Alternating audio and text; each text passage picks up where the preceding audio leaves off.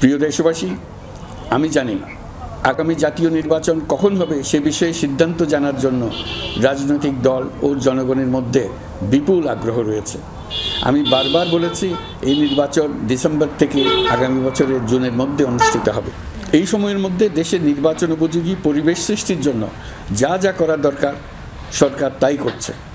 এখানে মনে রাখা জরুরি, বাংলাদেশ স্বাধীনতার পর থেকে যতবার গভীর সংকটে নিমজ্জিত হয়েছে তার সবগুলোরই প্রধান কারণ ছিল ত্রুটিপূর্ণ নির্বাচন। ত্রুটিপূর্ণ নির্বাচন প্রক্রিয়ায় বারবার ক্ষমতা কক্ষিগত করার মধ্য দিয়ে একটি রাজনৈতিক দল বর্বর ফ্যাসিস্টে পরিণত হয়েছিল। এই ধরনের নির্বাচন যারা আয়োজন করে তারা জাতির কাছে অপরাধী হিসেবে চিহ্নিত হয়ে যায়। এমন নির্বাচনের মধ্য দিয়ে যে দল ক্ষমতায় আসে তারাও জনগণের কাছে ঘৃণিত হয়ে থাকে। এই সরকারের একটি বড় দায়িত্ব হলো একটি পরিচ্ছন্ন, উৎসবমুখর, শান্তিপূর্ণ, বিপুলভাবে অংশগ্রহণের পরিবেশে একটি নির্বাচন অনুষ্ঠান করা, এমন একটি নির্বাচন আয়োজন করা যাতে করে দেশ ভবিষ্যতে নতুন সংকটে না পড়ে।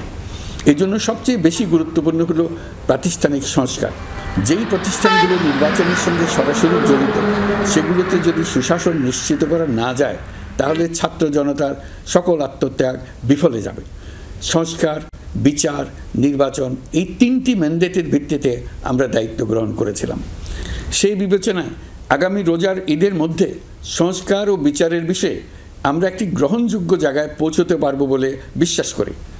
বিশেষ করে মানবতা বিরোধী অপরাধের বিচার, যা কিনা জুলাই গণ অভ্যুত্থানের শহীদদের প্রতি আমাদের সম্মিলিত দায়, সে বিষয়ে আমরা দৃশ্যমান অগ্রগতি দেখতে পারবো। এতে আমাদের উপর আপনাদের অর্পিত ম্যান্ডেট ন্যূনতম হলেও বাস্তবায়ন করে যেতে পারবো। সেই বিবেচনায় ও ইতিহাসে সবচেয়ে অবাধ, সুষ্ঠু, প্রতিদ্বন্দ্বিতামূলক ও গ্রহণযোগ্য নির্বাচন আয়োজনের জন্য সকল পক্ষের সঙ্গে আমরা আলোচনা করেছি। পাশাপাশি বিচার, সংস্কার ও নির্বাচন সংক্রান্ত চলমান সংস্কার কার্যক্রম পর্যালোচনা করে আমি আজ দেশবাসীর কাছে ঘোষণা করছি যে আগামী জাতীয় নির্বাচন 2026 সালের এপ্রিলের প্রথমার্ধের যে কোনো একটি দিনে অনুষ্ঠিত হবে। এই ঘোষণার ভিত্তিতে নির্বাচন কমিশন উপযুক্ত সময়ে আপনাদের কাছে নির্বাচনের বিস্তারিত রোডম্যাপ প্রদান করবে। আমরা এমন নির্বাচন চাই যা দেখে অভ্যুত্থানের শহীদদের আত্মা তৃপ্তি পাবে, তাদের আত্মা শান্তি পাবে। আমরা চাই আগামী নির্বাচনে সবচেয়ে বেশি ভোটার, সবচেয়ে বেশি প্রার্থী ও দল অংশ নেক।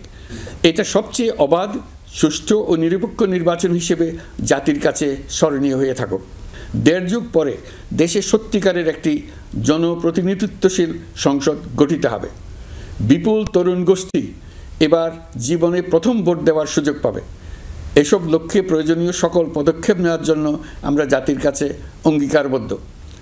আমি দেশবাসীর প্রতি আহ্বান জানাই, আপনারা সকল রাজনৈতিক দল এবং আপনাদের এলাকার প্রার্থীদের কাছ থেকে সুনির্দিষ্ট অঙ্গীকার আদায় করে নেবেন, যেন আগামী সংসদের প্রথম অধিবেশনেই যেসব সংস্কারের প্রশ্নে ঐকমত্য অর্জিত হয়েছে তা কোনো প্রকার কাটাছেঁড়া ছাড়াই যেন তারা অনুমোদন করেন।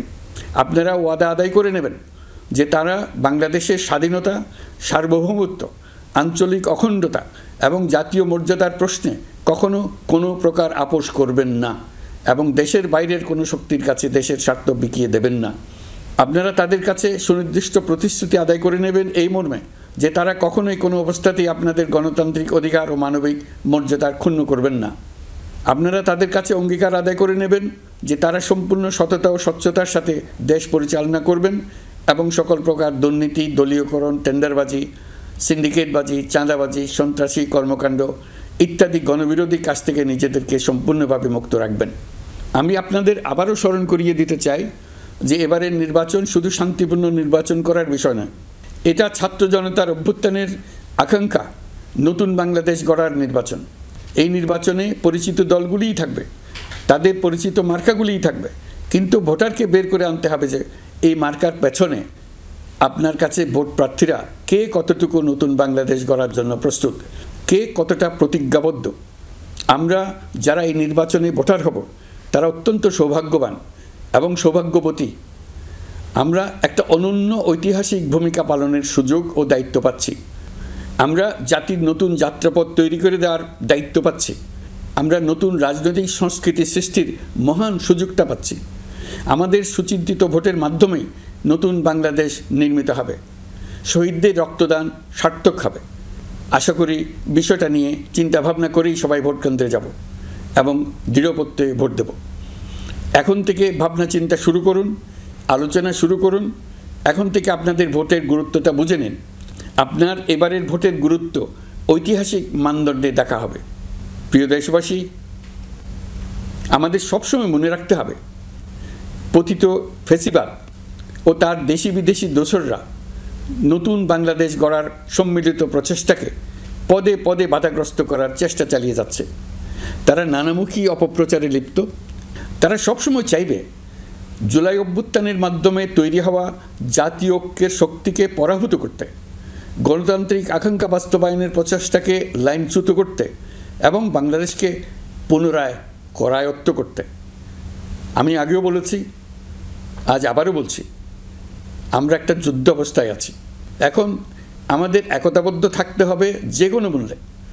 পরাজিত শক্তি এবং তাদের সহযোগীরা ওত পেতে বসে আছে আমাদের ছোবল মারার জন্য, আমাদের অগ্রযাত্রাকে রুখে দেওয়ার জন্য। আমরা তাদের কিছুতেই এই সুযোগ দেব না। আসুন আমরা আমাদের সম্মিলিত প্রচেষ্টায় প্রিয় মাতৃভূমির স্বাধীনতা, সার্বভৌমত্ব, আঞ্চলিক অখণ্ডতা ও জাতীয় মর্যাদার বিরুদ্ধে যে কোনো আঘাত প্রতিহত করার উদ্দেশ্যে প্রতিরোধের ঐক্যবদ্ধ সুদৃঢ় প্রাচীর গড়ে তুলি।